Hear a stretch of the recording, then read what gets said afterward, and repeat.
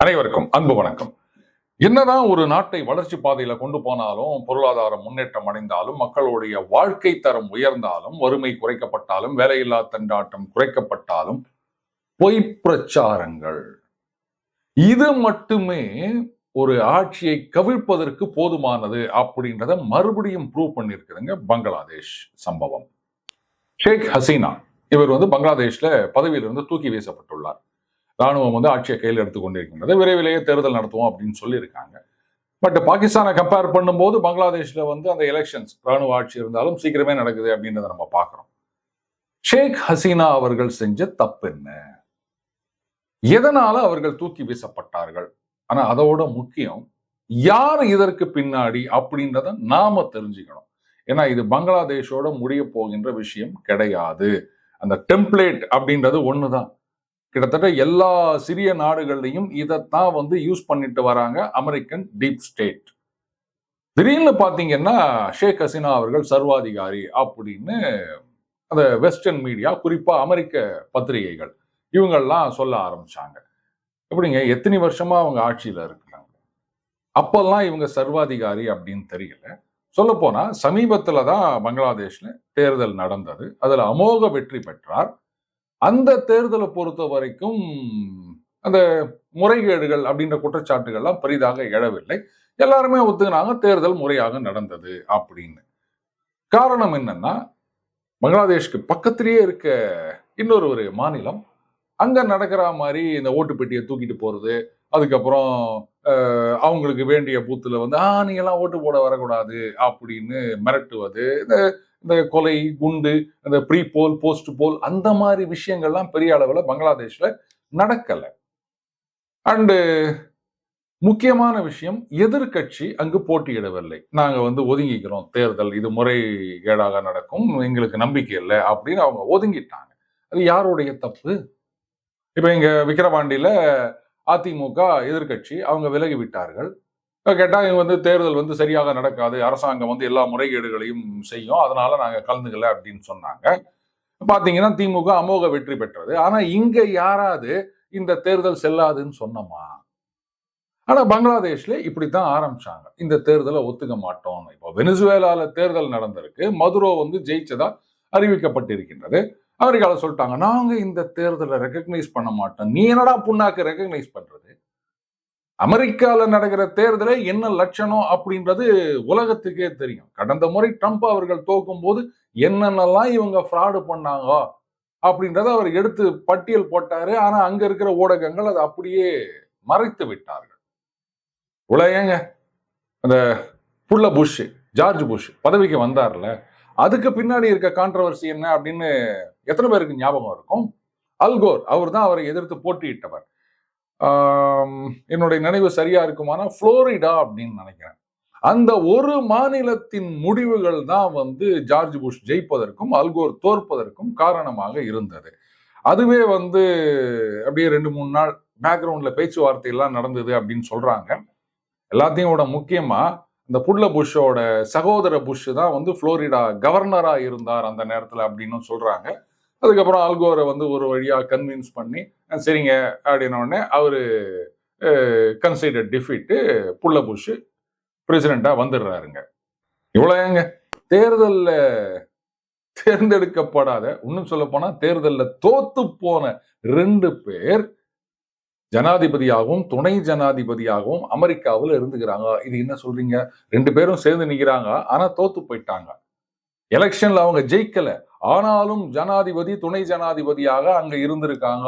இதை விட ஒரு கேலி கூத்து வேற என்ன நடக்க முடியும்? இவங்க ஊருக்கெல்லாம் போயிட்டு டெமோக்ரஸியை பத்தி பாடம் எடுத்து நிற்கிறாங்க. ரைட். ஷேக் ஹசீனா அவர்கள் கொஞ்ச நாளைக்கு முன்னாடி ரொம்ப வெளிப்படையா ஒரு கருத்தை சொல்லியிருந்தார்கள். அதாவது இங்க பங்களாதேஷ்ல ஒரு நாடு அவங்களுக்கு ஒரு மிலிட்டரி பேஸ் அது கேட்கறாங்க. கூடவே பங்களாதேஷோட ஒரு சில பகுதிகளை அப்படியே தனியா எடுத்து ஒரு கிறிஸ்டியன் நாடு உருவாக்கணும்.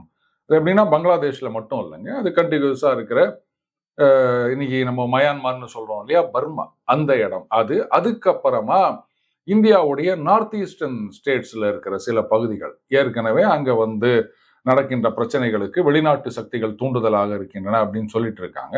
ஸோ அதையெல்லாம் ஒரு பிரச்சனைக்குரிய பகுதிகளாக்கி அதை ஒரு தனி நாடாக உருவாக்க வேண்டும் அப்படின்னு கேட்டாங்க. இப்படிலாம் பண்ணீங்கன்னா அவங்களை எலெக்ஷன்ல ஜெயிக்க வைக்கிறோம், எந்த விதமான தடையும் போட மாட்டோம்னு சொன்னாங்க. நான் ஒத்துக்கல அப்படின்னு அவங்க ரொம்பவே வெளிப்படையா சொன்னாங்க. அதையும் மீறி அவங்க தேர்தலில் ஜெயிச்சு வந்தாங்க அப்படின்னு சொன்ன உடனே ஒரு ஒண்ணு இல்லாத உப்புச்சப்பு இல்லாத ஒரு காரணம், வங்கதேச சுதந்திர வீரர்கள் அப்படின்னு, அதாவது 1971 பங்களாதேஷ் வார் இருக்கு இல்லையா, இப்போ அந்த பக்கம் மேற்கு பாகிஸ்தான், அதாவது இன்றைக்கு இருக்கின்ற பாகிஸ்தான், இது கிழக்கு பாகிஸ்தான் சொல்லுவாங்க இந்த பங்களாதேஷ். பிரச்சனை எங்க வந்தது அப்படின்னு கேட்டீங்கன்னா, அங்க மேற்கு பாகிஸ்தான்ல இருக்கவங்களுடைய ஆதிக்கம் தான். இங்க இவங்களும் பாகிஸ்தானுடைய ஒரு பகுதி, ஆனாலும் இவங்க பெங்காலி பேசுறவங்க அப்படின்றதுனால இவர்கள் இரண்டாம் தர குடிமக்களாக தான் நடத்தப்பட்டார்கள். அது மட்டும் இல்ல, அந்த மேற்கு பாகிஸ்தான், இன்றைய பாகிஸ்தான்ல இந்த ஆர்மி அவங்க எல்லாம் இந்த இன்றைக்கு இருக்கின்ற பங்களாதேஷ்ல பண்ண அட்டூழியங்கள், இதையெல்லாம் எதிர்த்து தான் கலவரம் வெடித்தது. அதுக்கப்புறம் இந்தியா அந்த போரில் ஈடுபட்டு, ஏன்னா லட்சக்கணக்கான அகதிகள் நம்ம நாட்டுக்கு வர ஆரம்பிச்சிட்டாங்க. ஸோ அந்த போர்ல ஈடுபட்டு பங்களாதேஷ் அப்படின்ற ஒரு தனி நாடு உருவானது.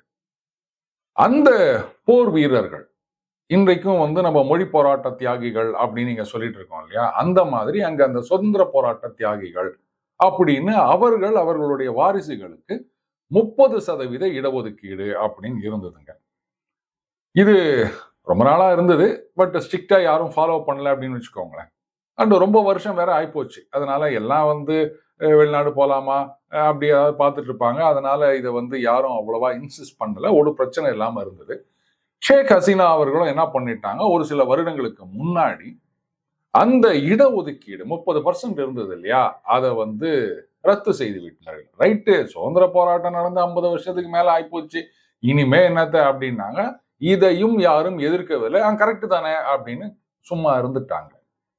ஆனா யாரோ ஒருத்தர் கேஸ் போட போக கொஞ்ச நாளைக்கு முன்னாடி அங்க இருக்கிற ஹைகோர்ட்ல என்ன பண்ணிட்டாங்க, அந்த கோட்டா 30% இருக்கு இல்லையா, அதை ரெஸ்டோர் பண்ணிட்டாங்க. கேன்சல் பண்ணது தப்புன்னு சொல்லிட்டாங்க.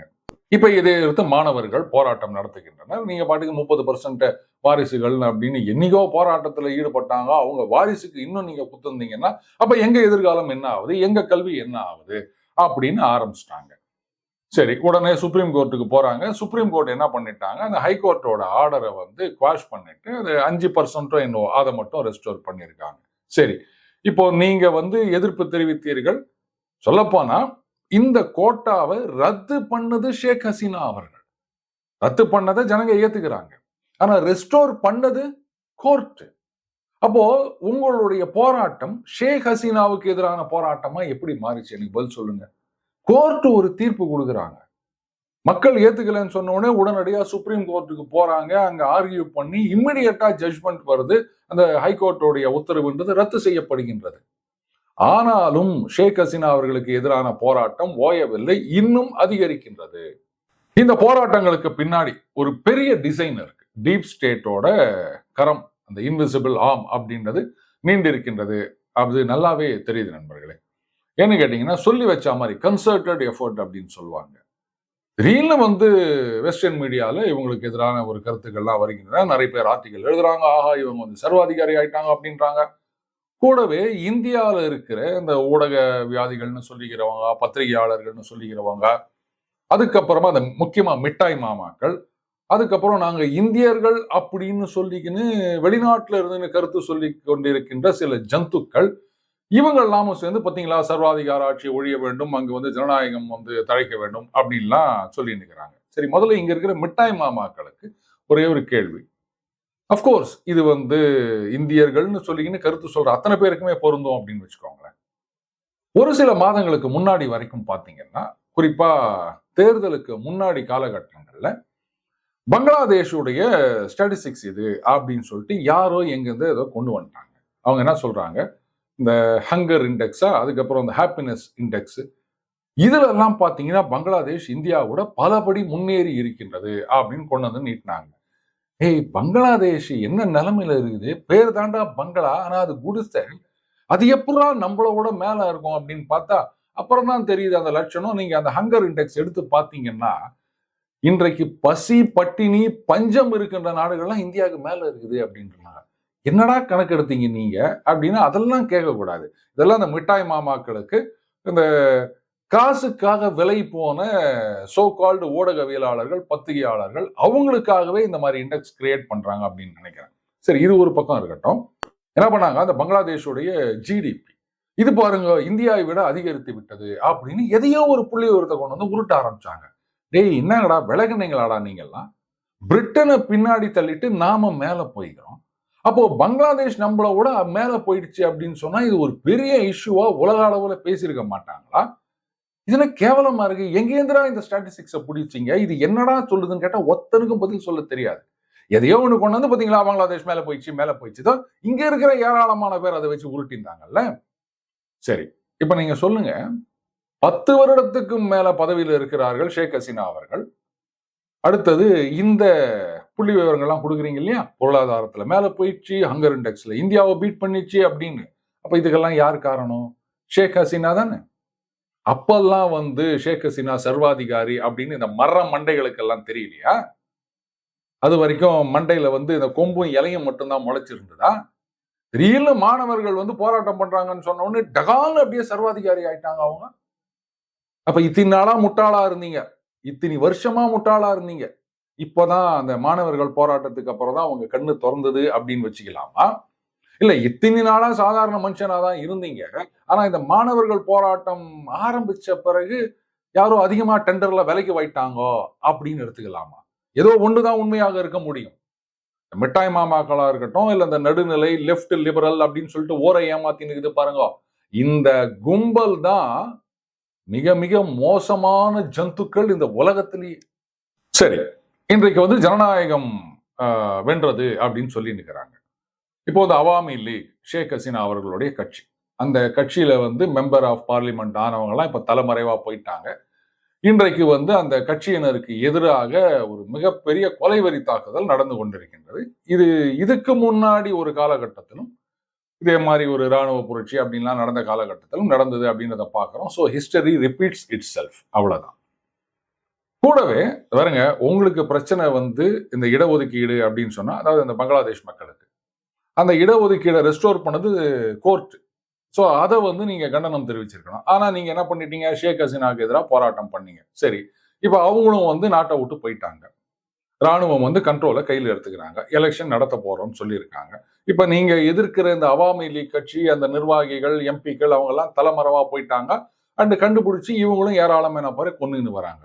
இதுல பங்களாதேஷ்ல இருக்க கோவில்களோ இல்ல பங்களாதேஷ்ல இன்னும் கொஞ்சோண்டு மிச்சம் மீறி இருக்கிறாங்க பாருங்க, அந்த கடைந்தெடுத்த மைனாரிட்டி ஆகிவிட்ட இந்துக்கள், அவங்களும் அவங்களை என்ன பண்ணாங்க? எதுக்கு கோயிலெல்லாம் கொளுத்தினுக்கிறாங்க, கோயிலெல்லாம் இடிச்சுனுக்கிறாங்க, அங்க இருக்கிற சிலையெல்லாம் நாசம் பண்ணினுக்கிறாங்க? எதுக்காக அங்க இருக்கிற இந்துக்கள் வந்து கொலை செய்யப்படுகின்றார்கள்? எதற்காக வந்து அங்க இருக்கிற இந்து பெண்கள் வந்து வன்முறைக்கு உள்ளாக்கப்படுகின்றார்கள்? சம்பந்தமே இல்லையாடா. எங்கேயாவது ஒரு இடத்துல பிரச்சனை அப்படின்னா இழிச்ச வாயன் நாங்க தான் கிடைச்சோமா எங்க தள்ள கல்ல தூக்கி போடுறதுக்கு? எங்கேயோ நடக்கிற பாலஸ்தீன்ல காசால படுகொலை செய்யப்படுகின்றார்கள் அப்படின்னு இங்க வந்து கொடிபுச்சின்னு போனாங்களே, புள்ளி கூட்டணியில இருக்க அத்தனை பேரும் பக்கத்துல பங்களாதேஷ்ல எத்தனை பேர் கொல்லப்பட்டு கொண்டிருக்கின்றனர். இந்த போராட்டத்தை விடுங்க, இதற்கு முன்னாடியும் தொடர்ந்து அங்கு மைனாரிட்டிகளாக கடைந்தெடுத்த மைனாரிட்டிகளாக மாற்றப்பட்ட அங்க கொஞ்சம் மீறி இருக்கின்ற இந்துக்களுக்கு எதிரான வன்முறை எத்தனை காலமா தொடர்ந்து நடைபெற்று வருகின்றது. ஒத்தனாவது வாய திறந்தானா? ஏன்டா காசால இருக்கவன் தான் அவங்க கண்ணுல தெரியுதா? பக்கத்துல இருக்க பங்களாதேஷ்ல இருக்கவன் கண்ணுல தெரியாது, காதுல தெரியாதா அவங்களுக்கு? நாங்கெல்லாம் அவ்வளவு இழிச்ச வாயினுங்க, எங்களுக்கு என்ன ஆனாலும் நீங்க வாய் திறந்து பேச மாட்டீங்க. என்னங்கடா உங்க நியாயம்? இதுல பாத்தீங்கன்னா மம்தா பானர்ஜி அவர்கள் இந்த போராட்டம் ஆரம்பிக்கும் போது அவங்க ஒரு வார்த்தை சொல்லியிருந்தாங்க. அதுக்கு வந்து பங்களாதேஷ்ல இருந்து எதிர்ப்பு தெரிவித்திருந்தார்கள். அதாவது அங்க பாதிக்கப்பட்டவங்க எல்லாம் இங்க வாங்க அப்படின்ற மாதிரி அவங்க பேசியிருந்தாங்க. சரி, இன்றைக்கு இங்க யாரும் வந்து தவறான கருத்துக்களை எல்லாம் பரப்பாதீர்கள், எல்லாம் அமைதியாக இருங்கள், எந்த பிரச்சனையும் வரக்கூடாது, மத்திய அரசாங்கம் என்ன நடவடிக்கை எடுத்தாலும் அதற்கு நாங்கள் முழு ஆதரவு கொடுப்போம். ஆச்சரியமா இல்ல? இதோ பாஜக சீஃப் மினிஸ்டர் கூட இந்த மாதிரி ஒரு ஸ்டேட்மெண்ட் கொடுத்திருப்பாருன்னு நம்ம யாரும் நம்ப மாட்டோம், ரைட்? மம்தா பானர்ஜி அவர்கள் எப்படி இந்த மாதிரி ஒரு ஸ்டேட்மெண்ட் கொடுத்தாங்க? சரி, இப்ப வந்து சம்பந்தம் இல்லாத சில விஷயங்களை நான் சொல்லுவேன், அதை சம்பந்தப்படுத்திக்கிறீங்கன்னா அதுக்கு நான் பொறுப்பு கிடையாது. சமீபத்துல பாஜகவை சார்ந்த ஒருத்தர் என்ன சொல்லியிருக்காருன்னா, இந்த மாதிரி பங்களாதேஷில் இருந்து கிட்டத்தட்ட 1 கோடி ஹிந்துக்கள் அங்க இன்னும் உயிரை கையில பிடிச்சின்னு மிச்சம் மீதி இருக்காங்க பாருங்க, அவங்கெல்லாம் இந்தியாவுக்கு திரும்பி வரப்போகின்றார்கள். இப்போ இத புள்ளி கூட்டணியை சார்ந்த எவனாவது எதிர்த்தா அப்படின்னு சொன்னா சரி, எதிர்க்கத்தான் செய்வாங்க. ஏன்னா நமக்கு தான் சொரணையே கிடையாது. இப்போ பங்களாதேஷ்ல இருந்து சட்டவிரோதமாக குடியேறினவர்கள் அவங்களை எல்லாம் கண்டுபிடிச்சு திருப்பி அனுப்பணும் அப்படின்னு சொல்லும் போது இதே மம்தா பானர்ஜி அவர்கள் அதெல்லாம் முடியாது, அது எப்படி நாங்க அவங்கள திருப்பி அனுப்ப விட மாட்டோம் அப்படின்னு சொல்லியிருந்தாங்க. இப்போ அங்கேருந்து 1 கோடி பேர் இங்க வராங்கன்னு சொன்னாங்கன்னா அவங்களும் பெங்காலி பேசுறவங்க தானே. ஸோ டோட்டலா 2 பேருமே பெங்காலி. இந்த பக்கம் வெஸ்ட் பெங்கால் ஸ்டேட்டும் சரி, இந்த பக்கம் பங்களாதேஷும் சரி, 2 பேரும் பேசும் மொழி ஒண்ணு. அந்த மொழி அவர்களை இணைக்கின்றது. அடுத்தது அங்கேருந்து அகதிகளா வரப்போகின்றார்களே அந்த ஹிந்துக்கள், அவங்க எல்லாம் ஒரு காலத்துல ஒன்றிணைந்த பாரதத்துல தான் இருந்தாங்க. அன்னைக்கு சரி ரைட்டு பிரிச்சு கொடுத்துட்டாலும் இங்க சொன்னாங்களே, காந்தி சொன்னாரே, இல்ல இங்க இருக்கவங்க இங்கேயே இருக்கட்டும், நம்ம எல்லாம் அவங்க நல்லா நடத்தணும் அப்படின்னு. அதே மாதிரி அங்கேயும் நடத்துவாங்க அப்படின்னு நினைச்சுக்கின்னு அங்க இருந்து எத்தனை குடும்பங்கள் நாசமா போனாங்க. சோ அதனால பாதிக்கப்பட்டவர்கள் தான் இங்க வரப்போறாங்க. ஆனா ஒரு காலத்துல அவர்கள் இந்தியாவை சார்ந்தவர்கள் தான். அவங்களை இங்க ஏத்துக்கிறதுக்கு எவனாவது பிரச்சனை பண்ணட்டும், அப்ப கூட நமக்கு புத்தி வருமானு கேக்குறீங்களா? கஷ்டம்தான். இதுல இன்னொன்னு கவனிக்கணும். மணிப்பூர் இந்த கலவரங்களுக்கு ட்ரிகர் என்ன அப்படின்னு கேட்டீங்கன்னா, இந்த எஸ்டி சலுகை இவர்களுக்கு கொடுக்கணும், அதை கன்சிடர் பண்ணணும் அப்படின்ற நீதிமன்றத்தின் தீர்ப்பு. தீர்ப்பு கொடுத்தது நீதிமன்றம். அதுக்கப்புறம் பங்களாதேஷ்ல இப்ப நடந்த மாதிரி சுப்ரீம் கோர்ட்ல அந்த தீர்ப்பை நிறுத்தி வச்சுட்டாங்க. கலவரத்துக்கு காரணமாக சொல்லப்படுவது அந்த தீர்ப்பு தான். இப்போ சமீபத்துல பாத்தீங்கன்னா, நாங்க அந்த ஹரியானா பார்டர் தாண்டி விவசாயிகள் டெல்லிக்கு வரணும் அப்படின்னு இதை அந்த ஹரியானா அரசாங்கம் பிளாக்கேட் எல்லாம் போட்டிருக்காங்க, வரக்கூடாதுன்னு. உடனே அவங்க கோர்ட்டுக்கு போயிருக்காங்க. கோர்ட்டுக்கு போன உடனே கோர்ட்ல என்ன சொல்லிட்டாங்க, அது பாருங்க போராட்டம் பண்ணுவது அப்படின்றது அவர்களுடைய உரிமை, அதெல்லாம் நீங்க தடுக்க கூடாது அப்படின்னு இருக்காங்க. சரி, இதே டெல்லியில இந்த கொரோனா ஆரம்பிப்பதற்கு முன்னாடி சிஏஏ இதை எதிர்த்து போராட்டம் அப்படின்னு சொல்லிட்டு அப்படியே ஒரு பெரிய மறியல் எத்தனை நாள் தொடர்ந்து நடந்தது. அப்ப கேட்டாங்களா இல்லையா, இந்த மாதிரி நீங்க சாலையை பிளாக் பண்ணிட்டா என்ன பண்றது அப்படின்னு. அந்த வரலாறு எப்படி அதுக்குள்ள மறந்து போச்சு அப்படின்னு எனக்கு தெரியல. ஏன் அரசு தரப்பு வழக்கறிஞராவது இதையெல்லாம் எடுத்து சொல்லியிருக்க வேணாமா? இந்த மாதிரி இருக்குதுங்க, இது மாதிரி அவங்க பாட்டுக்கு ரோட பிளாக் பண்ணிட்டாங்கன்னா அதுக்கப்புறம் சுத்தமா எந்த டிராபிக்கும் போகாது, ஆம்புலன்ஸ்லாம் கூட போக முடியாது, அது என்ன பண்றது, போராட்டம் அப்படின்னா பண்ணட்டும், ஆனா அது பொதுமக்களுக்கு இடையூறு விளைக்க கூடாது அப்படின்னு எத்தனையோ தீர்ப்புகள் வந்திருக்கின்றன. அப்படின்றதெல்லாம் இவங்க எடுத்து காமிச்சாங்களான்னு தெரியல. அப்படி எடுத்து காமிச்சு அதை அவங்க கன்சிடர் பண்ணாங்களா அப்படின்றதும் தெரியல. சரிங்க, இது எங்கேயோ பங்களாதேஷ்ல நடக்குது, அங்க ஏதோ வெளிநாட்டு சதி பண்றாங்க அப்படின்னு சொன்னா நமக்கு என்ன வந்தது அப்படின்னு நாம சும்மா இருந்துட முடியாது நண்பர்களே. ஏன்னா அவர்களுடைய குறி அப்படின்றது இந்தியா தான். இந்தியா தான் அவங்க கண்ணை இன்னும் உறுத்தி நிற்குது. பாராளுமன்ற தேர்தலுக்கு முன்னாடி நம்ம ஒரு 4-5 வீடியோ தொடர்ந்து போட்டிருந்தோம். அதுல அந்த டீப் ஸ்டேட், இந்தியாவுடைய வளர்ச்சி, மோடி அவர்களுடைய இந்த ஆட்சி அப்படின்றது, இந்த military industrial complex, pharma industry, அதுக்கப்புறம் ஃபின்டெக் இண்டஸ்ட்ரி, இதையெல்லாம் எப்படி பாதிக்கின்றது, அதனால இந்தியாவை நாசம் பண்ணணும், அந்த கம்பெனிகள் நல்ல லாபத்தை பார்க்கணும், அப்போ இங்க மோடி ஆட்சியில் இருக்கக்கூடாது, அண்ணன் ராகுல் காந்தி ஆட்சியில் இருந்தா நல்லா இருக்கும் அப்படின்னு டீப் ஸ்டேட் பிளான் பண்ணலாம் அப்படின்னு நம்ம டீட்டெயிலா சொல்லியிருந்தோம். ஸோ அவங்களுடைய பிளான் ஏதோ மோடி அவர்கள் ஆட்சிக்கு வந்துட்டார், அதனால இனிமே ஒன்றும் பண்ண முடியாது அப்படின்னு ஓய போற விஷயம் கிடையாது. இன்னும் விகரசா ட்ரை பண்ணுவாங்க. இப்போ பாத்தீங்கன்னா அங்க இங்க அப்படின்னு இல்ல இந்த எலெக்ஷன்ல இவ்வளவு வித்தியாசம் இருக்குது, அவ்வளவு ஓட்டு வித்தியாசம் இருக்குது அப்படின்னு சில பேர் ஜல்லி அடிக்க ஆரம்பிச்சிட்டாங்க. இதெல்லாம் டேக்கிங் அவுட் ஆஃப் கான்டெக்ட் அப்படின்னு தான் சொல்வேன். அப்பட்டமான பொய் பிரச்சாரம். உண்மையிலேயே அப்படி வித்தியாசம் இருந்ததுன்னு சொன்னா சுப்ரீம் கோர்ட்டுக்கு போங்க, டேட்டாவை கொடுங்க, பாருங்க இவ்வளவு ஓட்டு தான் போல் ஆச்சுன்னு சொல்றாங்க, ஆனா இவ்வளவு ஓட்டு என்னதான் சொல்றாங்க, இது எப்படி சாத்தியம் அப்படின்னு நீங்க போய் கேளுங்க. இதெல்லாம் கேட்க மாட்டாங்க. ஒரு பேஸ் கிரியேட் பண்ணுவாங்க, இது முறைகேடான ஆட்சி அப்படின்னு.